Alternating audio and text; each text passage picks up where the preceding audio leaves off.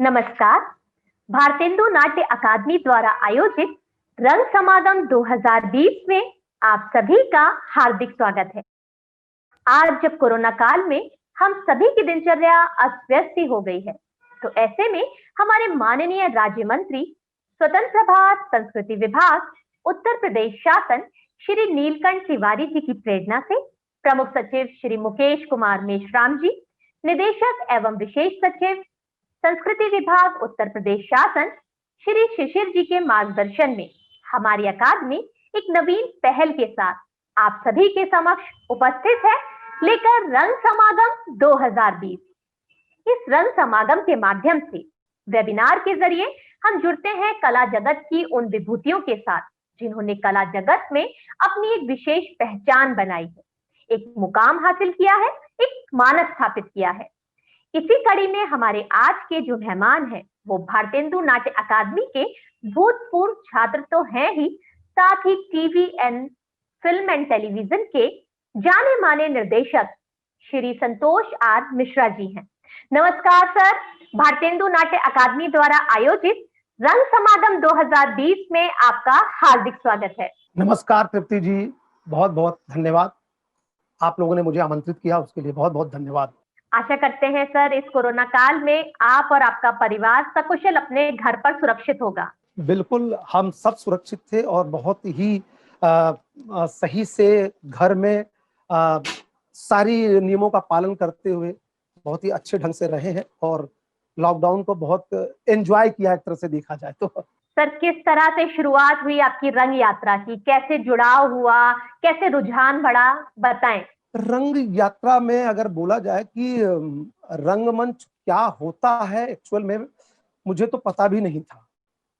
और मुझे याद है कि क्लास 5th में मैं रहा हूँगा और मेरा जन्म जौनपुर में हुआ, तो गांव में रहना होता था। तो उसके बाद फिर इलाहाबाद में हमारी पढ़ाई लिखाई पूरी हुई। तो मेरे मामा जी जो मुंबई में उस समय फिल्म दुनिया में स्ट्रगल कर रहे थे, एक दिन पता लगा वो यहाँ काम करते हैं, वर्क करते हैं, और मैं उनके सुबह होने का इंतजार कर रहा था और उनके पैर के सिराने पैर के तरफ बैठ गया। और मैंने सोचा कि मामा जी उठें और मैं इनसे पूछूं कि भाई आप वहाँ काम करते हैं तो मुझे भी बताइए। मेरी उत्सुकता बढ़ी हुई थी, मुझे पता कुछ नहीं था कि क्या होता है अभिनय, क्या होता है एक्टिंग, क्या होती है, बस लेकिन देखते हुए अच्छा लगता था, हाँ कुछ होता तो है। और जब मैंने उनसे कुछ पूछा तो उन्होंने मुझको टालते हुए मेरी माँ से कहा कि कहाँ इसको मेरे पीछे लगा रही हो, वैसे ही वहां पर बहुत स्ट्रगल है और इसको बोलो इस चीज से दूर रहे। बात आई गई हो गई, बट कहीं ना कहीं एक कीड़ा था, कहते ना कि अंदर था, लेकिन रास्ता नहीं पता था कुछ, क्या किया जाए, कैसे आगे बढ़ा जाए। तो ये सब करते हुए मुझे लग रहा हाई स्कूल मेरा हो गया। और उस समय जब टीवी का थोड़ा सा हर घर में टीवी लगभग आने लगी थी, तो मुझे भी याद है कुछ 8th में हमारे घर पे टीवी आई थी उसमें। तो फिर सीरियल्स वगैरह आना शुरू होता था, देखते थे, तो उसमें लास्ट में लिखा होता था कि अपने सुझाव हमें दें और यहाँ पर इसमें अपना पोस्ट कार्ड वगैरह भेजे। तो हमें कुछ नहीं पता था, हम सिर्फ बचपन में हम पोस्ट कार्ड को लिख के भेजते थे कि हमें आपका सीरियल बहुत अच्छा लगा और मुझे एक्टिंग करने का शौक है और मैं चाहता हूं कि मैं आपके यहाँ करूं और मुझे एक चांस दे। तो लेटर बचपन में मैं पोस्ट भेजता ही जाता था, लेकिन वही बात है ना कि उसका रिस्पांस कुछ नहीं आता था और चलता रहता था। फिर एक दिन मुझे पेपर में मैंने कटिंग देखा कि था कि उसमें कुछ कलाकार चाहिए दिल्ली में। और दिल्ली में, अब आज तक दिल्ली कभी गए नहीं, जो लड़का कभी इलाहाबाद से बाहर नहीं गया, दिल्ली तो बहुत दूर की बात है। तो अब वहां पर मुझको जाना था और मम्मी पापा से हमने बोला तो उन्होंने बहुत रिएक्ट किया, मना किया, बट बहुत जिद के कारण। और मेरा उसमें शौक था क्योंकि मुझे याद है क्लास 5th में एक प्ले था शिवाजी और गौहर बानो में। स्कूल में जो होते हैं कि वो लोग करते हैं ना प्रोग्राम वगैरह, तो उसमें वो शिवाजी के लिए वो एक्टर तलाश रहे थे, मतलब बच्चों के उसमें। तो मुझे भी ऑडिशन देने का मौका मिला और मैंने ऑडिशन दिया और मुझे सिलेक्शन मिल गया। सब लोग मेरी एक्टिंग देख के हंस रहे हैं, लेकिन मैं जो है वो उनको बहुत ही सीरियसली जैसे लग रहा था मैंने उस कैरेक्टर को अपने अंदर ले लिया था, और मैं उनको पसंद आया और मुझे भी अच्छा लगा, बड़ा अप्रिसिएशन मिला मुझे। तो वो कहीं ना कहीं एक थी, और माँ बाप को एक लग रहा था कुछ इसके अंदर, चलो एक मौका तो दे। और मेरे पिताजी रेलवे में गार्ड थे, तो रेलवे का पास जो है हमें मिला था हमारे नाम से, तो उसमें दिल्ली पहुंचे। और जब वहां पहुंचे तो जहां पर जाना था वहां पर किसी तरह दिल्ली के सारे स्ट्रगल करते हो, पहली बार अकेला लड़का दिल्ली पहुंचा।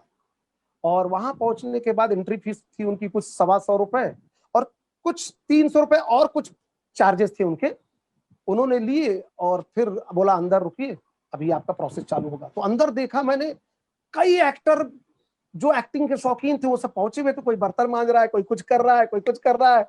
तो मेरी तो ये समझ में मैं क्या करने आया था और क्या देख रहा हूं। तो मैंने उनसे पूछा, भाई तुम भी यहाँ पर क्या अभिनय करने आए? तो मुझे लगा तो खाना वाना बनाने वाला होगा।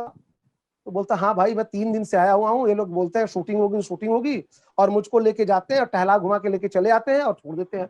अब मेरी तो हालत खराब, मैंने कहा यार ये तो गड़बड़ है, मतलब कहाँ पहुंच, लग रहा मैं कहीं फंसने जाऊं। लिटरली मुझे रोना जैसा आने लगा। और मैं वहां से एक्चुअल में देखा जाए तो लाइफ का रियलिस्टिक पहला ऑडिशन मैंने वहां दिया, कि वो पूरी एक्टिंग की, रोना वोना पूरा कर करा करके मैंने कहा भाई मैं निकल रहा, मुझे जाना है। उन लोगों ने मुझे पैसे भी नहीं दिए, लास्ट के शायद मुझे लगा, मैंने कहा मेरे पास पैसे भी नहीं है कि मैं जाऊं, तो मुझे 100 रुपए या 125 रुपए मेरे लौटाए और बाकी सब रख ली, और मैं वहां से चल दिया। और फिर इलाहाबाद आ गया। तो वही फिर घर पे आने के बाद जो डांट सुनना ये सब होना, तो बोला था ना किसी लायक नहीं है और नाटक नौटंकी करने चलोगे। अब और वो जो टिपिकलिटी होती है कि गार्ड का लड़का, क्या बोलेंगे, क्या कर रहे हो, मतलब वो सब जो होता है वो सब कहा कि ये सब क्या लगा है, कि क्या कहेंगे, कभी शादी तक नहीं होगी तुम्हारी, ये होगी, बहुत सारे सब सूर्य चीजें हुई। तो वो सब करते कराते कहीं ना कहीं अंदर तो था ही था। एक दिन मौका हुआ, हमारे दोस्त ने कहा कि यार एक संस्था हम लोग ऑर्गेनाइज कर रहे हैं, वहां पर कुछ लोग आएंगे, करेंगे हम लोग प्रोग्राम वगैरह करेंगे कुछ। वो असलियत में उन्होंने पैसा कमाने के उद्देश्य से एक संस्था खोलना चाहा, बट कहते ना ऊपर वाला लिखा होता तो कहीं ना कहीं पहुंचा देता है। तो वो दोस्त मेरा एक जरिया बना, और उसको कहीं से कॉल आया था कि एक्टिंग के लिए अगर तुम्हारे ग्रुप में या तुम्हारे संस्था में कोई लोग हो तो कुछ लोग आओ, और हमें यहाँ पर कलाकार चाहिए। तो मुझे याद है इलाहाबाद के सोबतिया में चिंतामणि बेहरे जी उसके डायरेक्टर थे, और पहला प्ले था मेरा खामोश, इंसानों के आने का वक्त हो चुका है।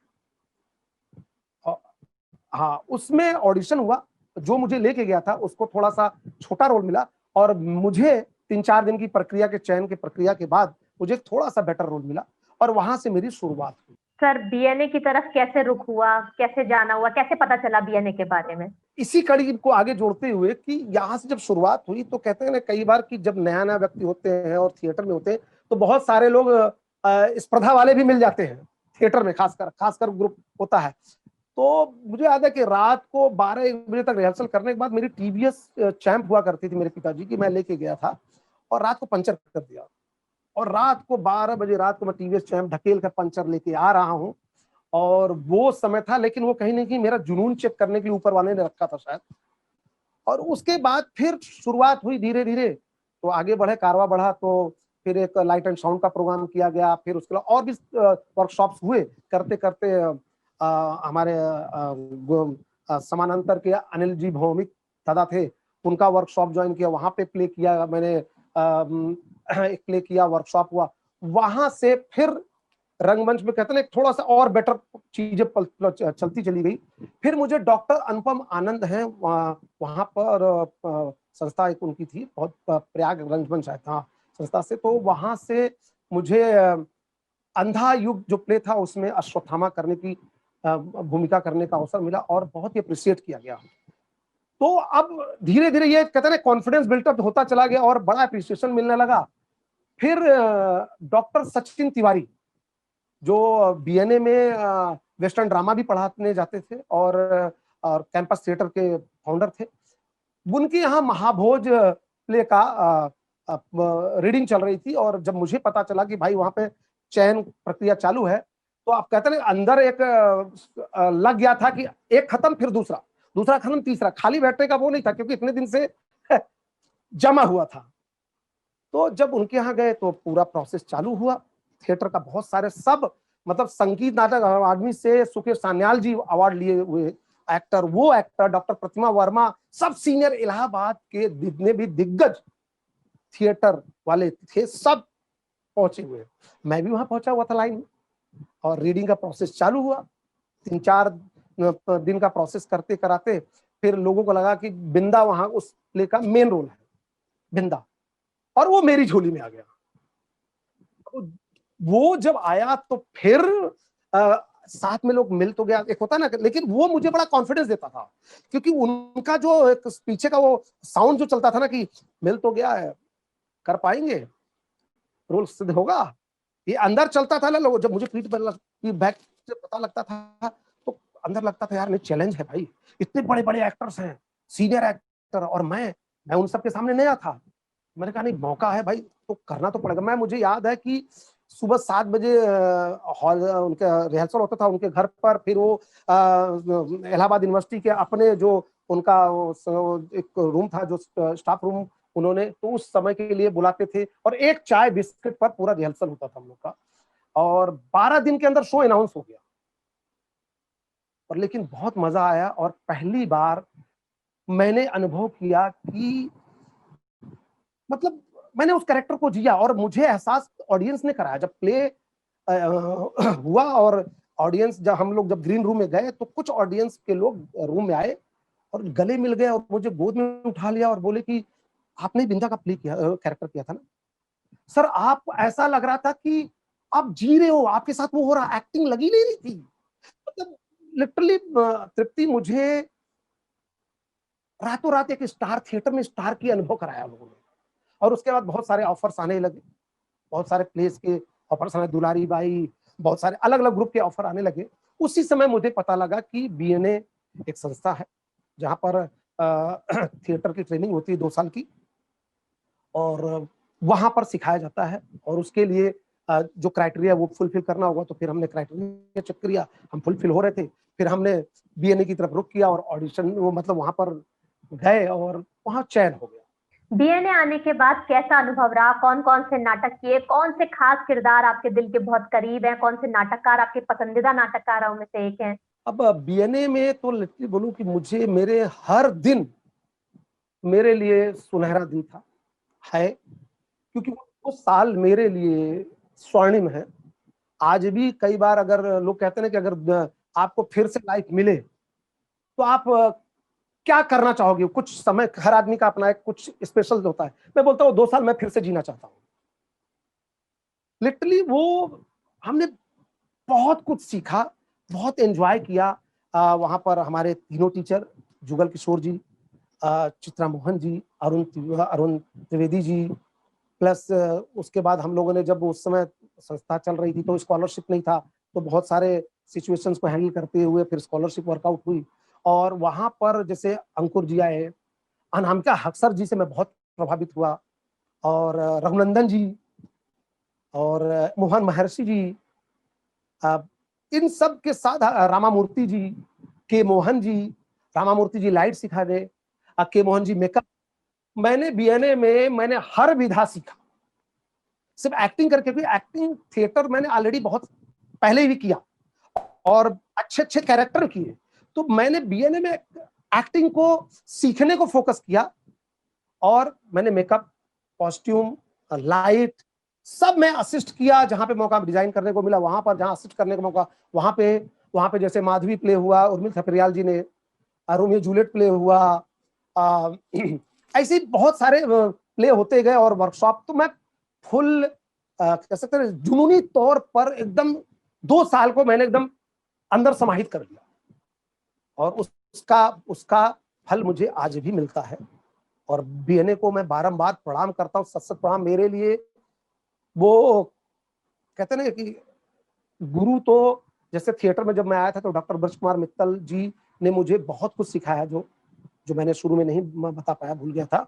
उन्होंने मुझे बहुत कुछ सिखाया। उन्होंने थिएटर की बेसिक ज श स नुक्ता उच्चारण दोष, फिंगर का इस्तेमाल कैसे किया था, जेस्चर पोस्चर क्या होता है, बॉडी लैंग्वेज क्या होता है, उन सब के बारे में बताया। वैसे बीएनए में उसके बाद का जो स्टेप था, किताबें पढ़ना, रीडिंग करने से क्या होता है, आपकी एक्सरसाइज, फेस एक्सप्रेशन, रसों का अनुभव करना, रस के बारे में एक एक चीज को बताना।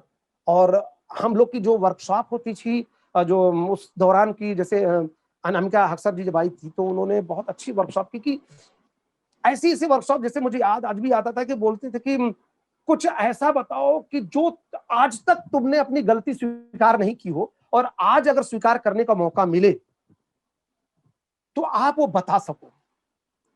लिटरली वो एक्सरसाइज, और रूम बंद, अगरबत्ती जला दी गई और एक कैंडल जला दी गई, उस लॉ को देखते हुए बातें करना, मतलब एक तरह का मेडिटेशन हो गया था।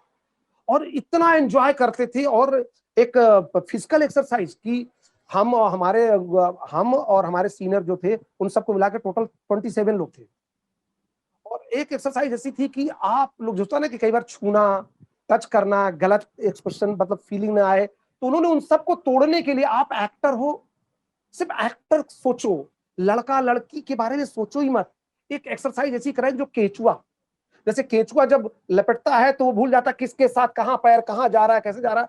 वो एक्सरसाइज कराई थी। आज भी मुझे याद है कि हम भूल गए, थोड़ी देर तक तो प्रोसेस जाने में टाइम लगा, फिर करते बोलते सिकुड़ जाओ, 27 लोग इतने अंदर सिकुड़ जाओ कि जितना छोटा बन सकते हो बन जाओ। मतलब लिटिल डीएनए की मेमोरी तो बहुत ही गजब की है। और आज भी मुझे डीएनए हमेशा याद आता है और बहुत ही प्यारी जर्नी है मेरी। कोई आपके द्वारा किया हुआ ऐसा किरदार जो आपके दिल के बहुत करीब है, अभी भी आप याद करते हैं तो पुरानी यादें ताजा हो जाती? मेरे लिए सही बोलूं तो मेरा बिंदा जो कैरेक्टर था महाभोज का, मुझे, और अंधायुग का अश्वत्थामा, मुझे पूरी लाइनें तो उतनी याद नहीं है। अगर बिंदा की बात करूं, शायद 2 लाइन याद हो कि था कि ऐसे जाना जाता है शहर महेश बाबू, ऐसे जानो कि गांव, अरे गांव जानना है तो जुड़ो यहाँ के लोगों से, जानो उन लोगों से। मतलब कुछ बहुत प्यारा, मतलब अभी तो मैं लाइन बोल रहा हूँ, बहुत ही, मतलब आज भी मुझे इतना एंजॉय करता है। मैं पुरानी तस्वीरें जब देखता हूँ, पेपर की कटिंग देखता हूँ, तो अंदर जिंदा कर देता है और फिर से कहता है नहीं यार, वो समय लौट के आ जाए एक बार फिर से। क्या कभी कोई ऐसा किरदार भी मन में रहा कि ये मुझे मिलना चाहिए था, या ये मुझे मिलता तो मैं इसको कुछ अपने ही ढंग से करता? जैसे मैं अभी भी मेरे दिमाग में है, मैं अभी जब शूट कर रहा था तो हमारे प्रोड्यूसर थे, बातचीत हो रही थी, बोले कि थिएटर की चर्चा चली, क्योंकि थिएटर की चर्चा मैं कहीं भी रहता हूँ, अगर कुछ होता है तो बड़ा इंटरेस्ट लेकर के मैं इन्वॉल्व होता हूँ। तो सखाराम बाइंडर जो एक प्ले है, उसमें जो सखाराम का है कैरेक्टर, मैं उसे लिटरली करना चाहता हूँ कि, और आज के संदर्भ में, क्योंकि उसमें 3 कैरेक्टर है जो मेन की, सखाराम, चंपा और लक्ष्मी। लक्ष्मी एक तरह से भारतीय संस्कृति का जो एक है कि नारी है, जो पति देवता भगवान की पूजा करना, इंसानियत में विश्वास करना, उसके चाहे चाहे चाहे कुछ भी हो जाए। और चंपा जो है टोटल प्रैक्टिकल, वेस्टर्न, बिंदास, कि मेरा फायदा जो हो, बाकी किनारे जाओ, वो भी पुरुष, तो तू आए चाहे वो है, क्या फर्क पड़ता है, पुरुष तो पुरुष। तो मैं वो सखाराम करना चाहता हूं। अगर वो नहीं तो अगर निर्देशन, क्योंकि उसको मैंने दिमाग में रखा, कभी ऐसा प्ले करने का मौका मिला तो सखाराम मैं करूं, कि उसको आज के समय में वो प्ले कंटेम्पररी कैसे बनाया जा सकता है। और आज का जो माहौल है कि वेस्टर्न थॉट प्रोसेस या वेस्टर्न कपड़े जो पहनना, और जो एक बेसिक जो अपना इंडियन कल्चर का वो, और तीनों का सामंजस्य कैसे बनाया जा सकता है, वो मेरी बड़ी इच्छा है उसको करने की। सर, अभी थोड़ी देर पहले जैसा कि आपने जिक्र किया अनामिका मैम का, ऐसे ही और कौन कौन से ऐसे निर्देशक हैं जिनके काम करने के तरीके से आप काफी प्रभावित हुए और उनसे जो सीख मिली वो आपके आज भी काम में आ रही है? बहुत अच्छा क्वेश्चन किया आपने तृप्ति। मैं जब उस समय जब क्लासेस होती थी और जुगल सर हमारी एक्टिंग की क्लास लिया करते थे, और जब वो जब अकेले में हमको बुलाते थे कभी कुछ बताने के लिए, तो बहुत ही बारीकी से वो बातें किया करते थे, बहुत ही डिटेलिंग, जिसके कि कहते हैं कैरेक्टर क्या होता है, उसका एज क्या है, उसकी वो उसके सोचने का ढंग क्या है। उस लेयर में जब जाएंगे तो एक एक चीज को तोड़िए, और फिर समझ में आएगा कि कैसे आगे आप अपने आप को एड ऑन कर सकोगे। जैसे रघुनंदन सर, उनका तो फिजिकल मूवमेंट को बहुत फोकस करते थे, और स्पीच को। अपने के मोहन साहब जो मेकअप करते थे, उनका थॉट प्रोसेस हमेशा था कि आप जब मेकअप करते हैं तो मेकअप का पहले समझो कि कैरेक्टर क्या है, उसकी अवस्था क्या है, उसका मानसिक थॉट प्रोसेस क्या है, उसका स्टैंडर्ड क्या है, उसके घर का जो माहौल क्या है, वो सब कुछ कहीं न कहीं वो ऐड ऑन करता है और उसके हिसाब से हम मेकअप में ऐड करते हैं। जैसे मान लीजिए कोई गरीब है, बट लेकिन हो सकता है उसके घर में वो बच्चा या उसका हस्बैंड बहुत खूबसूरत हो, तो अब ये पता लग गया वो बहुत खूबसूरत है, तो हम गरीब को उस तरह से कर देते हैं, बट लेकिन उसको क्योंकि स्पेशल हो गया वो। बट बेसिक चीज ऐसे ही हर चीज को जितना भी हम डिटेल में जाएंगे, सेगमेंट वाइज तोड़ते हैं, जितना हम तोड़ेंगे उतना आसान हो जाएगा कोई किसी भी कैरेक्टर के पास पहुंचने में। और वो आज भी हम यहाँ पर भी आज वो करते हैं कि जब भी कैरेक्टर एनालाइज करते हैं या फिर कैरेक्टर का स्केच बनाया जाता है, उसका ट्री बनाया जाता है, तो हम बाकायदे उसके साथ सब जोड़ते हैं कि परिवार क्या है, उसके अगल बगल कौन है, उसकी फैमिली में कौन है, वो किस तरह से सोचता है, और उसका जो नेचर क्या है, उसको गुस्सा ज्यादा आता है क्या, वो बात बात में चिड़चिड़ा हो जाता है क्या, या नहीं वो बड़ा शांत रहता है क्या। तो वो सब कुछ डिटेलिंग जो करते हैं तो वो कैरेक्टर कुछ और निकल के आता है, और वो हमने वहां से सीखा है, किताबों से सीखा है, और उसका उपयोग आज भी हम करते हैं और बहुत ही अच्छा लगता है उस चीज का उपयोग करने में। और सामने से रिस्पॉन्स मिलता है कि सर आप बहुत डिटेलिंग में काम करते हैं, बहुत प्यार से समझाते हैं, और इतना अच्छा लगता है कि मूव, कई बार जो मूवमेंट हमको लगता है यहां से वहां मूव कर रहा है सर, वो अजीब सा लग रहा है, आप करके बता देते हो और बहुत लगता है कि नहीं यार, हाँ यहाँ पर शायद मैं पॉज गलत ले रहा था, इसलिए गड़बड़ मूवमेंट कर रहा था। तो वो मेरे काम को बहुत सहयोग करता है, डायरेक्शन में भी बहुत सहयोग देता है। सर, आप जब कोई कैरेक्टर तैयार करते थे तो कौन सी टेक्निक्स का यूज करते थे, किन बातों का ध्यान रखते थे?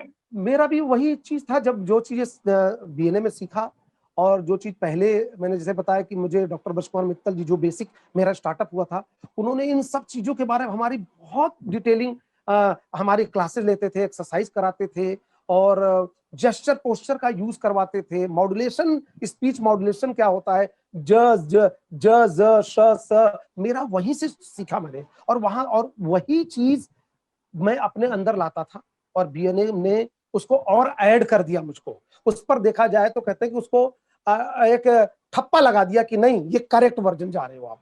और बीएनए के जो टीचर्स थे, जो गेस्ट आते थे, मैं उनसे बहुत क्वेश्चन करता था कि सर ये ऐसा है तो कैसे, ये ऐसा, तो कई बार बोलते हैं तू क्वेश्चन बहुत करता है, तो सर कि क्वेश्चन नहीं करूंगा तो मेरे अंदर रह जाएगा। और और जब क्वेश्चन का आंसर मिलता था तो मुझे पता लगता था मैं सही सोच रहा हूँ या गलत सोच रहा हूँ। जहां गलत सोचता था मैं उसे करेक्ट करता था, और जब सही सोचता था तो मेरा विश्वास और बढ़ जाता था, आत्मविश्वास में आनंद में फील होता था मुझे। सर, जब आपने डायरेक्शन शुरू किया, आपने जब प्ले डायरेक्ट करना शुरू किया, तब का कैसा अनुभव रहा? ये बहुत ही प्यारा सवाल है, क्योंकि बीएनए के बाद मैंने पहला प्ले डायरेक्ट किया था, और मैं इलाहाबाद गया, वहां पर campus theatre doctor Sachin Tiwari ji का ग्रुप, वहां से मैंने जो प्ले किया था, उसके बाद वहां पहुंचा तो मुझे बहुत मतलब उनका स्नेह मेरे पर बहुत था, सचिन सर का। और वो बहुत कम बात करने वाले लोगों में से थे, जी। लेकिन और बहुत धीरे बोलते थे। बहुत धीरे बोलते थे, बहुत कम बात करते थे, और बड़े सोच करके रिएक्शन देते थे। मतलब अगर मुझसे पूछा और संतोष कैसे हो, मैंने बोला सर अच्छा हूं, आपका आशीर्वाद है, तो रिएक्शन क्या, इतना टाइम लेते थे रिएक्शन देने में कि मतलब ये समझ में आता कि ये, अरे ये मतलब क्या सोच के देते हैं, बट उनका एक कैरेक्टर था। और फिर जब मैंने उनसे कहा कि सर मैं प्ले करना चाह रहा हूँ, तो बोले कि तुम बाहर संस्था से क्यों, अपने ग्रुप से करो। और मुझे लग रहा है बहुत कम लोगों को उनके ग्रुप से निर्देशक के तौर पर प्ले करने का मौका मिला, उनमें से एक मैं हूँ। और मैंने वो प्ले उठाया था संध्या छाया, और एक प्ले और था आजाद घर, रामेश्वर प्रेम जी का, संध्या छाया जयंत दलवी जी का। संध्या छाया को मैंने light design, makeup, costume, direction सब मैंने किया। तो बीएनए से सीखे हुए थे नए नए, तब उसका उपयोग करने का मौका मिला था, तो हुआ कि भाई सारी चीजें मैं क्यों ना करूं खुद। और वो वर्कशॉप के तहत मैंने किया। और उसमें अपने बीएनए का ही एक जूनियर गोविंद सिंह यादव जो बाद में एनएसडी किया, उसने उसमें प्ले किया था ना मेन रोल नाना का। और बाकी उसके बाद एक लड़की थी इलाहाबाद की, उसने वो प्ले किया था। और दूसरा प्ले था रामेश्वर प्रेम जी का आजाद घर, जिसमें मैंने और उसने दोनों ने एक्ट किया था और डायरेक्शन मैंने किया। और लाइट डिजाइन करने के लिए मैंने अपने बीएनए से एक सीनियर का सहयोग लिया था और वो प्ले किया। उसके बाद फिर सचिन सर ने कहा कि संतोष तो यहीं रहो, और मैं सोच रहा हूँ, मेरे दिमाग में विचार चल रहा है कि रंगमंडल का स्थापना किया जाए इलाहाबाद में, क्योंकि अभी तक ऐसा नहीं है, और तुम उसे संभालो। और जो बीएनए के जो थिएटर में इंटरेस्ट है, रंगमंच करना चाहते हैं, उनको बुलाओ, उनको जो बेसिक यहीं रहे और बेसिक जो होगा, जो भत्ता होगा वो दिया जाएगा। लेकिन मैंने उनसे कहा कि सर बहुत दिन से इंतजार कर रहा था, अब मुझे मुंबई जाना है। और उसके बाद मुंबई के लिए सन 2001 में, शायद दिसंबर सन 2000 का 10 का दिसंबर था या फर्स्ट वीक 2001 था जनवरी, और उसमें मैं मुंबई आ गया और तब से मेरी जर्नी मुंबई की चालू। यानी सपनों की नगरी मुंबई में आपने जब कदम रखा तो किस तरह काम की शुरुआत हुई, कौन कौन से रास्तों से होकर आप गुजरे? मुंबई जब मैं पहुंचा तो जैसा मैंने बताया कि मामा जी जी थे वो, लेकिन वो इंडस्ट्री छोड़ चुके थे। अच्छा। वो इंडस्ट्री उसमें छोड़ चुके थे और उन्होंने अपना बिजनेस स्टार्टअप कर लिया था। और जब मैं पहुंचा तो उनके पास पहुंचा और उनको थोड़ा सा आश्चर्य लगा कि आ गया तो मैं उनके साथ कुछ एक हफ्ते रहा। उसके बाद मुझे कुलबुलाहट मचने की कोई माहौल नहीं मिल रहा था। फिर मैं जगह ढूंढ रहा था कि कहाँ रहा जाए। कुछ लोग का पता था कि जो सीनियर वगैरह रहते हैं, मिलने मिलाने गए। बट उसके बाद मैं जुहू बीच के में सिटीजन होटल, उसके ठीक पीछे एक जगह है, और वहां पर पेइंग गेस्ट के तौर पर मैं वहां रहना शुरू किया। 800 रुपए उस समय रूम नहीं बोलेंगे, एक बेड का रूम किराया था। अच्छा। 3x6 का जो बेड है, बेड भी नहीं बोलेंगे, गद्दा। उन्होंने गद्दा 10x12 या कुछ का रूम रहा होगा, जिसमें 4 गद्दे लगे हुए थे, वो उन लोगों ने लगा के दिए हुए थे। और वो एरिया, गद्दा वाला एरिया सिर्फ मेरा था। ऐसे चारों माय के गद्दे गॉड। वाले एरिया चारों के थे। और जी। एक बैग था अपने पास, और थाली ग्लास कटोरी और ये सब था बर्तन, और वहीं रखते थे। वही एरिया अपना था। खाओ पियो सो, और खाना बाहर, टॉयलेट वगैरह बाहर कंबाइंड था। वहां करते हुए फिर जाते थे स्ट्रगल करना, और जितना पैदल चल सकते थे, क्योंकि जब इलाहाबाद से निकले तो मुझे याद है कि मैंने कुछ 25,000 रुपए के आसपास पिताजी से लिया था, और 15-17 हजार रुपए मैंने खुद जमा किए थे, क्योंकि जो थिएटर का वो कुछ किए थे तो उससे पैसे जो थे, और मैंने बीएनए जाने से पहले जो ट्यूशन क्लासेस में पढ़ाता था तो उसके कुछ पैसे इकट्ठा हुए थे। तो सब लेकर के वहां पहुंचा तो कुछ 42-43 हजार रुपए। और मैंने सोचा था भाई मांगना ना पड़े, बड़े जोश जुनून से आया हूं कि मैं कुछ करूंगा, अब फिर से पीछे मुड़ूं, हाथ बोलूं दो, तो उचित नहीं है। उस चक्कर में सेव करते करते बसों से जाना, काफी पैदल चलना। कई बार होता था कि अगर खाना खा रहे हैं और भूख ज्यादा लगी है तो बस खाना चलाते थे कि भाई जिससे कि रात को फिर से खाएंगे, कि पैसे की प्रॉब्लम नहीं थी, लेकिन ये दूरदृष्टि थी कि कितने दिन और, कि भाई काम नहीं मिला कैसे हुआ। बट लेकिन इत्तेफाकन उसके बाद 1 महीने 1.5 महीने के बाद ही मुझे काम स्टार्ट हो गया, और मैं यहाँ पर डायरेक्शन स्टार्ट से ही डायरेक्शन कर रहा हूँ। मतलब कहते हैं ना कि बीएनए में मैंने एक छोटा सा सीन किया था एज ए डायरेक्टर, तुगलक का। उसमें मैंने बहुत सारे, मतलब सारे एलिमेंट्स लगभग मैंने ही किए थे। तो मेरा उस समय से कॉन्फिडेंस नहीं यार, डायरेक्शन में मजा बहुत है, मुझे डायरेक्शन करना है। और फिर यहाँ आया तो फिर प्रोसेस चालू हुआ असिस्टेंट का, और बालाजी ज्वाइन किया मैंने। बालाजी में कभी क्योंकि सास भी कभी बहुत ही हिट शो था उस समय, सन 2001 में क्योंकि सास भी बहुत थी। और उस समय बालाजी के बाहर बहुत भीड़ लगती थी, लोग गेट के अंदर एंट्री तक नहीं थी। और मुझे वो मौका मिला, मैं वहां करना शुरू किया। और उसके बाद फिर स्टार्टअप, वहां से असिस्टेंट, प्रोडक्शन डिजाइनर, फिर चीफ, और करते हुए, और मुझे लग रहा है कि 1.5 साल में ही, हाँ 1.5 साल में ही मैं सीन डायरेक्ट करना चालू कर दिया। मुझे मौका मिला, चालू हो गया, और मैं एज ए डायरेक्टर मतलब एसोसिएट लेवल पे था, बट लेकिन सीन डायरेक्ट करने का मौका मिलना शुरू हो गया। और 2 साल, 2.25 साल में एज ए डायरेक्टर मेरा पहला सीरियल था जूही, ईटीवी उर्दू के लिए, वो रहा, और बहुत ही अप्रिशिएट किया गया एज ए डायरेक्टर में उसमें। वहां से मेरी पहली जर्नी हुई। यानी एक्टिंग का चार्म आपको नहीं लुभाया, नहीं नहीं मन किया मुझे, एक्टिंग की फील्ड में स्ट्रगल करने का? नहीं मतलब मैंने यहाँ देखा लोगों को बहुत स्ट्रगल करते हुए, बहुत चीजें, और और मुझे पता नहीं क्यों था कि मुझे क्योंकि मैंने जब सीरियल में भी एक्ट करते हुए देखा, और जो जो प्रोसेस जिसकी मैं बात कर रहा हूँ, वो प्रोसेस के तहत मैं 1-2 बार सेट पे भी गया, तो वो प्रोसेस के तहत मैंने काम करता हुआ नहीं पाया लोगों को।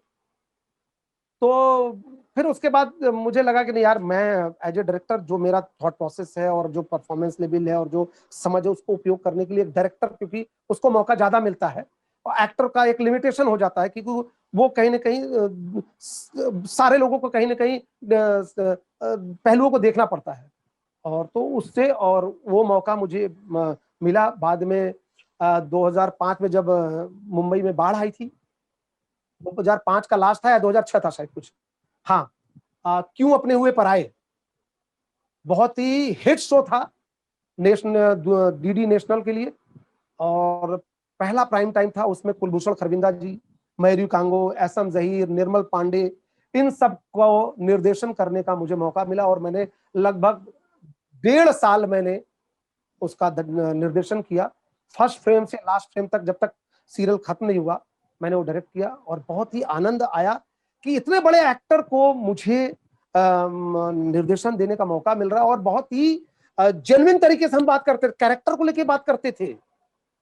कुलभूषण जी से तो कई चीज पे जब डिसाइड होता था एक्टर वाइज कि नहीं मुझे ऐसा नहीं ऐसा लग रहा है, ऐसा नहीं ऐसा लग रहा है, तो जब हमारी बात होती मैं बोलता था सर या तो आप मुझे कन्विंस कर दो या तो मैं आपको कर दूं, दो में से जब तक एक कन्विंस नहीं होगा तब तक वो चीज नहीं निकलेगी सर।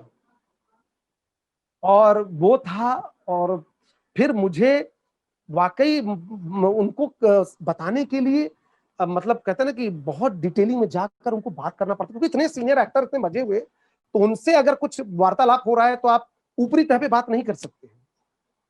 और फिर वो कहते थे नहीं यार संतोष, बात है तुमने, और वो जो सुकून मिलता था। निर्मल पांडे जी, निर्मल पांडे जी आज नहीं है, मेरे बड़े भाई जैसे, वो बहुत ही प्यारा संबंध हमारा उनके साथ बन गया था। और उन्होंने तो मुझे एक बार कहा था संतोष, जब मैं बैंडोट कीन कर रहा था, तुम्हारी एनर्जी, तुम्हारी मेहनत और शेखर कपूर जी की जो एनर्जी थी, मैं तुमको, मैं कहीं ना कहीं उनकी छवि तुम में देखता हूँ। मैंने कहा दादा ये तो बहुत बड़ी बात कर दी, इतने बड़े निर्देशक। बोले कि नहीं तू इतनी मेहनत करता है, इतनी शिद्दत से लगा रहता है, 7 बजे से शूट कर रहा है, दूसरे मतलब एक दिन हुआ था कि हमारा कुछ 9 बजे से स्टार्ट हुआ था, और दूसरे दिन क्योंकि निर्मल पांडे जी को कहीं बाहर जाना था आउट ऑफ स्टेशन, और एपिसोड टेलीकास्ट करना था, सुबह के 6 बजे तक हमने शूट किया, और कुछ 8 बजे की उनकी फ्लाइट थी। बोले तू 4 बजे सुबह में, और 4 बजे स्विमिंग पूल का सीन था, और बोले कि तेरी इतनी एनर्जी, 4 बजे भी तू इतनी एनर्जी से काम कर रहा है यार। मैंने कहा दादा अपने पास एक ही चीज तो है, ईमानदारी, जुनून और एनर्जी, बस और कुछ है नहीं अपने पास। जो सीखा उसका उपयोग करें, और आप जैसे लोगों से सीखते जाएं, और आप जैसे लोगों का प्यार मिलता है। बहुत प्यार से, मैं बिना, बहुत ही कूल तरीके से काम करता था, बोलता था भाई चिल्ली चिल्ला कर काम मत करो, एंजॉय करके काम करो। सर जैसा कि अभी आपने बताया कि बतौर निर्देशक आप बिल्कुल कूल रह के काम करते हैं, कूल डायरेक्टर्स में से एक हैं, तो और कौन कौन सी ऐसी बातें हैं डायरेक्शन के समय जिनकी आप खास तौर पर ध्यान रखते हैं? अब अगर बोला जाए डायरेक्शन के लिए, तो सबसे पहले एक ही होता है कि जब मैं स्क्रिप्ट पढ़ता हूँ तो एक बार तो सिर्फ स्टोरी समझने के लिए पढ़ता हूँ, दूसरी बार बेसिक और थोड़ी डिटेलिंग, कम से कम 3 बार स्क्रिप्ट पढ़ता हूँ। अगर एपिसोडिकल कर रहा हूं तो कम से कम 3 बार पढ़ना चाहिए, मेरा मानना है, और ज्यादा पढ़ो तो और अच्छा है, जिससे कि, और अपना पेपर वर्क मैं अपने असिस्टेंट के भरोसे नहीं रहता हूं, आज भी, पहले भी, और आगे भी मैं अपना अपना होमवर्क मैं खुद करता हूं। जितना ब्रेकडाउन है, जितना डिटेलिंग है, कॉस्ट्यूम कंटिन्यूटी से लेकर सारा पेपर वर्क मैं करता हूँ, जबकि वो अलग अलग असिस्टेंट का काम है जी, डिपार्टमेंट होते हैं। हाँ, वो सबका अलग है, कॉस्ट्यूम असिस्टेंट अलग है, एसोसिएट का काम अलग है, ये अलग है, लेकिन मैं वन मैन शो बनकर के पूरा अपनी डिटेलिंग कर लेता हूं और जिससे उनको भी बोलता हूं कि तुम करके बताओ। अगर नहीं पता होगा, भले आपका काम नहीं हो, जब आपको पता नहीं होगा तो आप गाइड कैसे करोगे दूसरे अपने जूनियर को?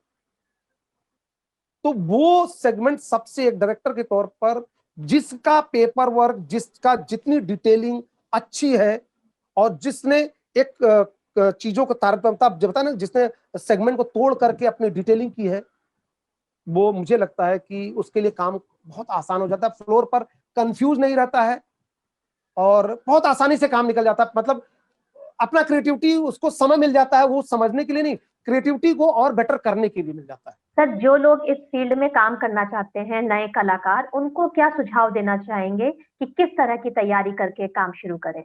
यही कि अगर आपने तय कर लिया है, जो नए लोग हैं अगर तय कर लिया है कि इस फील्ड में मुझे आना है, करना है और सक्सेस होने के लिए करना है, तो बेसिक ये है कि जो छोटे छोटे जो काम है ना, जो एज एन एक्टर अगर बात करें या एज एन डायरेक्टर आना है, तो जो छोटी छोटी जिसको हम इग्नोर करते हैं, प्लीज इग्नोर न करें। चाहे वो किताब पढ़ना है, सबसे पहले किताब को पढ़ें, किताब को समझने की कोशिश करें, कैरेक्टर को समझने की कोशिश करें। एज ए डायरेक्टर करना है तो एज ए डायरेक्टर उसको कैरेक्टराइजेशन क्या हो सकता है, सेगमेंट क्या हो सकता है, जैसे मैंने बताया कि सारे पहलुओं पे, चाहे कॉस्ट्यूम हो, रूप सज्जा हो, चाहे सेट का हो, सारी डिटेलिंग अपना पेपर वर्क करें, जिससे कि जब भी उस डिपार्टमेंट के व्यक्ति से आप बात करो तो सामने वाले को लगे नहीं यार इन्होंने बहुत तैयारी की है, इनसे बात करने के लिए भाई मुझे भी कुछ करना पड़ेगा। वैसे एज एन एक्टर भी अगर करना चाह रहे हैं तो बेसिक तैयारी अपना स्पीच का है, अपने फेशियल एक्सप्रेशन का। अक्सर लोग कहता है कि डायलॉग तो याद हो जाता है, डायलॉग तो बोल लेते हैं, बट फीलिंग नहीं ला पाते हैं। अब वो फीलिंग कोई डायरेक्टर नहीं ला सकता है, फीलिंग एक्टर ही ला सकता है। डायरेक्टर सिर्फ समझा सकता है या उस कैरेक्टर के नजदीक उसकी जर्नी तक पहुंचाने की मदद कर सकता है कि आप यहां से चल रहे हैं, उसके बाद ये हुआ, इसके बाद ये हुआ, देखो ये फील करो ऐसा, लेकिन फीलिंग नहीं डाल सकता। वो अनुभूति एक्टर को ही करना पड़ेगा और एक्टर जब तक ये अनुभव नहीं करेगा वो अच्छा अभिनय नहीं कर सकता। और ये प्रॉब्लम मैंने बहुत सारे एक्टरों में देखी, आज भी देखता हूं, और मैं बोलता हूं प्लीज, जिससे कि आप करने आए हो आज ही मत करो, आगे भी करना है ना, बने रहना है ना, तो बने रहने के लिए अपनी छाप छोड़ के जाओ। तो वो बहुत जरूरी, छोटी छोटी तैयारियां जैसे वॉइस मॉड्यूलेशन है, फेशियल एक्सरसाइज है, या फिर कैरेक्टराइजेशन है, कैरेक्टर, या फिर जो कह सकते हैं कि फैमिली ट्री है। फैमिली ट्री वर्ड हम लोग बोलते हैं क्योंकि जब भी कोई भी, चाहे प्ले हो, चाहे सीरियल हो, चाहे फिल्म हो, कोई भी काम कर रहे हैं तो एक फैमिली ट्री होती है कि यहाँ से शाखाएं बन रही, उसका क्या है, अलग अलग सेगमेंट होता है, अलग अलग ट्रैक होता है, वो किससे रिलेटेड है, वो बनाकर उसका अपना संबंध तय करे, हमारा क्या चीज उसके साथ जोड़ रहा है, क्या उससे रिलेशन बन रहा है, हमें क्या बिहेव कर रहे हैं, हमारा कैरेक्टर का शेड क्या है, कलर क्या है। वो सब चीजों पे जितना डिटेल करेंगे उतना मजा आएगा और उतना बेहतरीन काम कर पाएंगे। सर, आपका इस बारे में क्या कहना है कि अगर थिएटर में काम करना हो या फिल्म एंड टेलीविजन के लिए काम करना हो, चाहे राइटिंग हो, डायरेक्शन हो, एक्टिंग हो, तो एक एकेडमिक ट्रेनिंग की कितनी जरूरत होती है? एकेडमिक ट्रेनिंग देखिए हमको शेप देता है, और बेसिक आप कहते हैं ना कि अगर मेरे अंदर कुछ है ही नहीं तो आप कहीं से भी ट्रेनिंग करके आ जाओ, कोई फर्क नहीं, टेक्निकल हो क्या हो गया जी। लेकिन अगर आपके अंदर महसूस कर रहे हो उस चीज की, जिस चीज की आप ट्रेनिंग ले रहे हो, कहते हैं ना कि अगर एंजॉय करके कोई काम करते हैं तो समय पता नहीं लगता है और रात दिन का भी पता नहीं, बहुत एंजॉय होता है और थकावट भी नहीं लगती है। लेकिन अगर हम उसको बोझा बना के लेके चल रहे हैं कि क्राफ्ट वाइज, तो वो कहीं ना कहीं एक जगह जाके क्राफ्ट रुक जाता है, लेकिन इमोशन कहीं नहीं रुकता, इमोशन आपको कैरी करता है। चाहे आप थिएटर में देखिए कि जब इमोशन कैरेक्टर से आप ऑडियंस जुड़ जाता है तो कई बार ये पीछे बैठा रहता है, ऐसे बैठा बैठा देख रहा है, थोड़ी देर ऐसे करते करते करते करते करते ये यहाँ आकर के ऐसे, और एक बार जस्चर के बाद ये ऐसे भी आ जाता है, वो इन्वॉल्वमेंट उसका बन जाता है। तो वो इन्वॉल्वमेंट बनाए रखने के लिए उस चीज में आना पड़ेगा।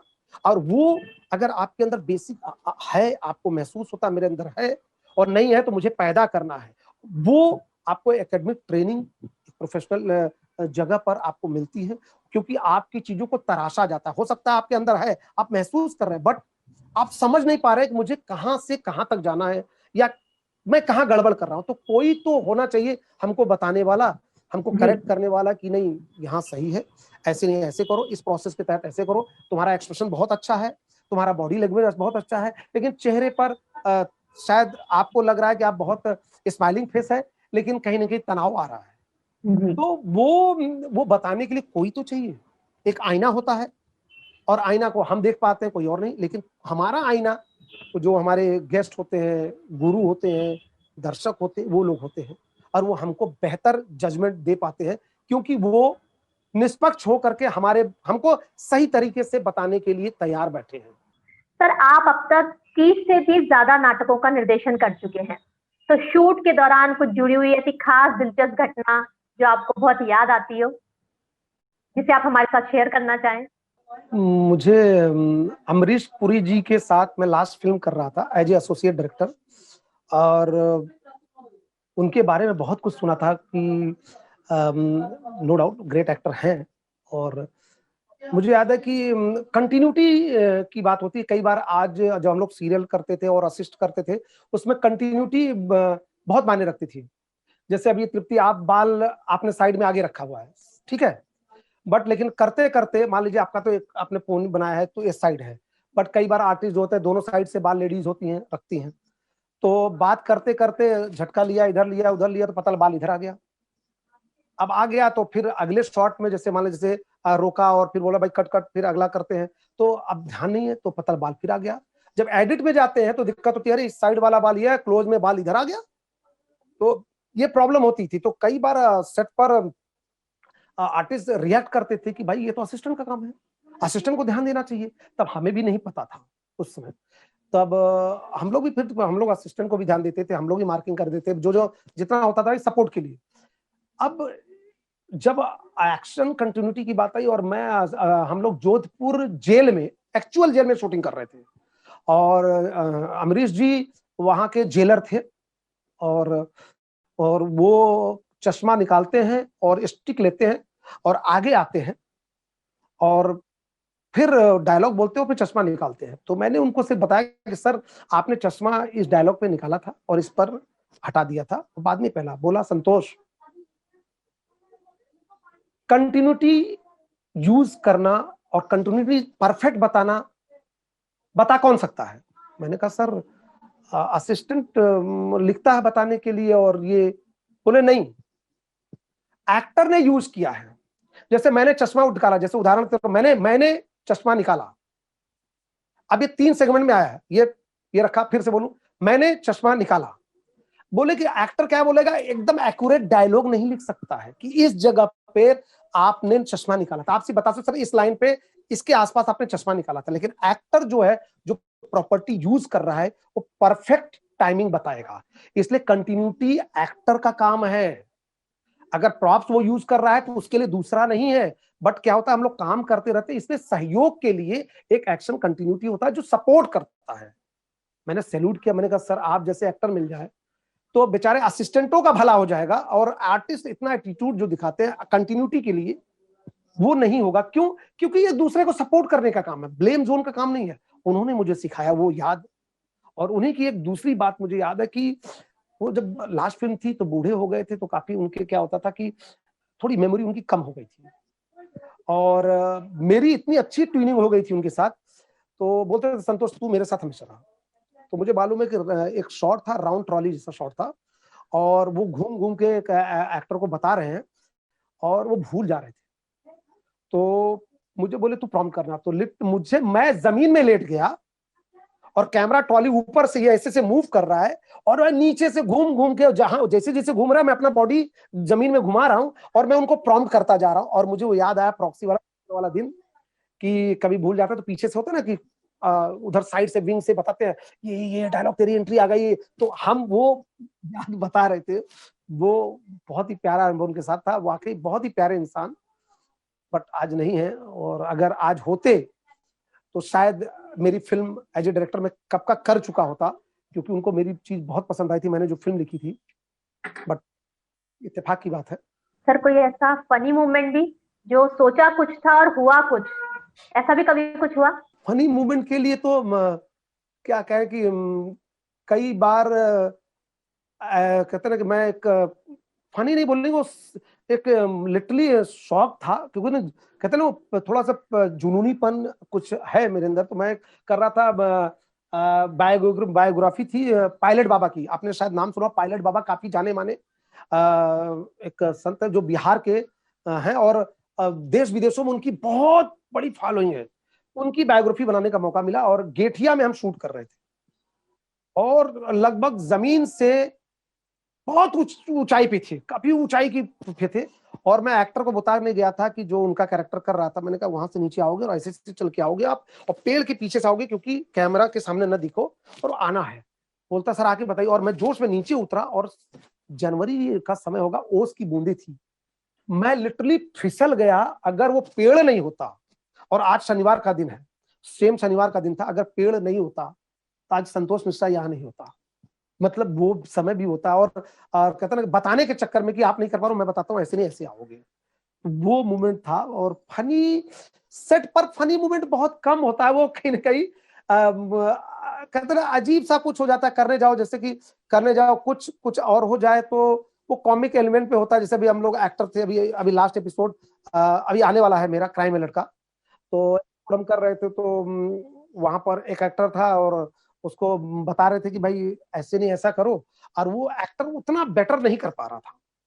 तो मैंने वो बोला कि भाई क्रिएटिव को, भाई एक काम करो, इस एक्टर को चेंज कर दो ना यार, क्योंकि वही मैंने जो बोला आपको कि रस और उस सब की बात जो कर रहा था मैं आपसे, कि अनुभूति के लिए, कि वो चीज फीलिंग नहीं मिल रही, और मैं बार बार समझा के आ रहा हूँ, बार बार समझा के आ रहा हूँ, लेकिन वो क्या बताएं, जब अंदर मैं डाल नहीं सकता हूँ ना, मैं तो समझा ही सकता हूँ, बताना शुरू किया। बट बाद में जब वो करना कुछ और ही करना, जो बताते तो कुछ, और जेस्चर ऐसे होता था, बोल भाई लुक होता था ऐसे, देखो तो बाकायदे गर्दन से ऐसे, पतला दुबला था, ऐसे दिखता था। तो हम लोग को मॉनिटर में बैठ के हंसते थे कि देखो यार क्या बोले, मतलब चाहते तो है सब करना, लेकिन वो अंदर जब तक नहीं आएगा वो दिखेगा। इस बारे में आपका क्या कहना है कि जब लोग कहते हैं कि मुंबई जाओ तो नए आर्टिस्ट को जल्दी काम करने का मौका नहीं मिलता, तो ये बात किस हद तक सही है? देखिए मैं ये बोलूंगा कि मुंबई जाओ और मौका नहीं मिलता, कई बार किसी को तुरंत मौका मिल जाता है, और किसी को काफी समय लग जाता है, दोनों होता है, वो तो इत्तेफाक की बात है। बट लेकिन क्या है कि आपने अपनी तैयारी कितनी की है, हमें ये समझना है कि हम किसके लिए अप्रोच कर रहे हैं। हम उदाहरण जैसे होता है कि क्राइम पेट्रोल, जैसे मैंने क्राइम पेट्रोल भी किया है, तो क्राइम पेट्रोल में कैरेक्टर वाइज काफी कुछ चीजें होती हैं, तो वहां पर बहुत मायने नहीं रखता है कि बहुत लुक वाइज बहुत हैंडसम चाहिए, नहीं, कैरेक्टर में आप लगते हो तो ओके मिल जाएगा। बट वही आप चले जाओ स्टार प्लस के सीरियल और इन सब सीरियल में, तो वहां पर लुक बहुत मायने रखता है। तो डिपेंड करता है कि हमारा बॉडी स्ट्रक्चर क्या है, हमारा लुक क्या है, हम कैसे दिखते हैं, कैसे लगते हैं, वो सब बहुत मायने मायने रखता है। जरूरी नहीं है किसी को आते ही मान काम मिल जाता है, किसी को टाइम लगता है, किसी को साल भर से ऊपर भी हो जाता है, किसी को हो सकता है कि आप गए और एक आध महीने में। तो डिपेंड ऑन कि आप किस जगह अप्रोच कर रहे हैं, और आपका लुक कैसा है, उनकी रिक्वायरमेंट कैसी है, क्या आप उसके क्राइटेरिया में फुलफिल हो रहे हैं, और उसके अलावा आपने ऑडिशन कैसा दिया है, आप एज एन एक्टर आप कैसे हैं, वो बहुत सारी चीजें सब मिला करके काम जल्दी मिलना और न मिलने पर तय होता है। क्योंकि जैसे अब रियलिस्टिक जो बातें क्राइम के शो हैं और ये सब बहुत कैरेक्टर वाइज होते हैं, लेकिन जो स्टार प्लस और ये सब होते हैं तो काफी कुछ लुक वाइज बहुत मायने रखता है, तो वो बहुत ध्यान देना होता है। तो हमें जो नए एक्टर हैं उनको सोचना पड़ेगा कि जहां हम अप्रोच कर रहे हैं तो क्या हमारा लुक, हमारा बॉडी लैंग्वेज, हमारी शक्ल सूरत, हमारे फिजिक उसके साथ अप्रोच कर रहा है जिसके लिए हम फाइट कर रहे हैं, या फिर हमें कहीं और अपने जो फिजिक है या लुक है उसके हिसाब से अप्रोच करना चाहिए। सर आप कंटिन्यूटी में काम कर रहे हैं बतौर निर्देशक, तो अपने आप को कहाँ देखते हैं, क्या ऐसी खास बात लगती है जो आपको लगता है कि हाँ इस वजह से मुझे कंटिन्यूटी में काम मिलता आ रहा है और लोग मेरे साथ कंफर्टेबल है?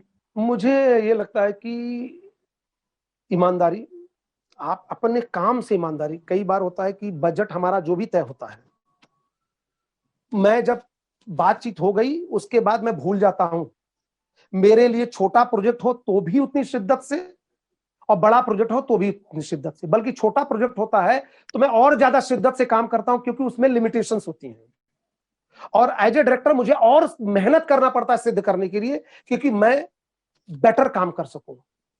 तो वो इसी वजह से मुझे लग रहा है कि जो मेरा चाहे क्रिएटिव लोगों से बातचीत हो, चाहे समझाने का तरीका हो, या एक्टर के साथ डील करने का तरीका हो, वो बहुत ही मैं जमीनी तौर पे जुड़ता हूं और वो लोगों को पसंद आता है। और उसके बाद मैं एक जो भी काम करता हूं उसको उसके रिक्वायरमेंट के हिसाब से मैं शॉर्ट्स जो डिजाइन करता हूँ, जबरदस्ती की नहीं ये काम नहीं कर, निपटा दो, ये ऐसा कर दो, वो नहीं। मैं निपटाने वाला फिलॉसफी में चलता ही नहीं हूँ। भले मुझे मेहनत ज्यादा करनी पड़े, मैं होमवर्क ज्यादा कर लूं। इसीलिए मैंने बोला कि होमवर्क अगर अच्छा है तो आप समय का जो दुरुपयोग होता है उसको, उस दुरुपयोग को बचा लेते हो और अपना अच्छा इनपुट दे पाते हो। अब क्या नई तैयारियां आपकी, किस ओर अब आपके कदम है, क्या प्लानिंग है? अभी मेरा जो तैयारी, मैं करीब 4-5 साल से एक फिल्म के लिए लगा हुआ हूँ, और वो 2015 में मैंने स्क्रिप्ट लिखना शुरू किया था, और बहुत ही प्यारी कहानी है और कंटेंट ओरिएंटेड है। और वो अगर लॉकडाउन नहीं आया होता तो शायद हम इसमें फ्लोर पे होते फिल्म को लेकर मैं, और उम्मीद है बहुत जल्दी मैं उस फिल्म को फ्लोर पे जाने वाला हूँ, और उसका राइटर भी मैं हूँ, डायरेक्टर भी मैं हूँ। बहुत ही प्यारी फिल्म है, और मुझे पता नहीं क्यों लगता वो फिल्म मुझे एक मेरा स्तर बढ़ा देगी। वो फिल्म इस लेवल की है और परफॉर्मेंस लेवल इस लेवल का है, उसमें कैरेक्टराइजेशन, जो मैंने बोला कि मैं हर उस सेगमेंट पर ध्यान में रखकर उसको मैंने लिखा है, और उस कैरेक्टर को ध्यान में रखे मैंने उस थॉट प्रोसेस सोचा है कि नहीं यार मेरा कैरेक्टर ऐसा होगा, मैं इस तरह से एटीट्यूड में बात करेगा, क्योंकि कॉमन मैन की कहानी है। बहुत ही प्यारी फिल्म है, और बहुत जल्दी ईश्वर ने चाहा तो सामने आएगा। और दूसरा, वेब सीरीज, अभी वेब सीरीज का समय चल रहा है, और लॉकडाउन में मैंने बहुत सारे वेब सीरीज देखे, और हमारी बातचीत चल रही है, मैं वेब सीरीज भी बहुत जल्दी करने वाला हूँ। तो ये दोनों चीजें बहुत जल्दी होंगी, अच्छी वेब सीरीज। हमारी शुभकामनाएं आपके दोनों नए कामों के लिए सर। उम्मीद करते हैं जल्दी आपका नया काम शुरू हो। सर, आपसे बात करते हुए बहुत अच्छा लग रहा है, और बात करते हुए देखिए हम साक्षात्कार के अंतिम चरण में पहुंच चुके हैं। सर, संस्कृति विभाग उत्तर प्रदेश शासन के उच्च अधिकारियों के प्रोत्साहन से श्री रमेश चंद्र गुप्ता जी, निदेशक भारतेंदु नाट्य अकादमी की इस पहल यानी रंग समागम 2020 के संबंध में हम आपके विचार जानना चाहेंगे। ये बहुत ही अच्छा आप लोगों ने शुरुआत की है, और सांस्कृतिक विभाग की तरफ से हमारे भारतीय नाट्य अकादमी के निदेशक ने जो पहल की है, और आप सब लोगों ने मिलकर जो पहल की है, बहुत ही अच्छा। और लोगों के एक्सपीरियंस और लोगों को जोड़ने का काम, जो थिएटर में जो चाहते हैं उनको एक अच्छा प्लेटफॉर्म देने का काम आप लोगों ने बहुत ही अच्छा किया है, और इसके लिए तहे दिल से आभार है, शुक्रिया है। सबको बहुत बहुत आभार व्यक्त करता हूँ, सांस्कृतिक मंत्री जी का, हमारे निदेशक जी का, और सबका, कि ये जो पहल है इसको आगे बरकरार रखें, जिससे कि ज्यादा से ज्यादा लोगों तक ये बातें पहुंचे, जो रंगमंच की बातें हैं या इंडस्ट्री में आना चाहते हैं उनके लिए वो एक मार्गदर्शन का काम करेगा। और आप लोगों के प्लेटफॉर्म के तहत बहुत बहुत आभार है, बहुत बहुत धन्यवाद। आपने कार्यक्रम के लिए समय निकाला, भारतेंदु नाट्य अकादमी परिवार की ओर से हम आपका हार्दिक धन्यवाद करते हैं। बहुत बहुत धन्यवाद, बहुत बहुत आभार सबका, बहुत बहुत।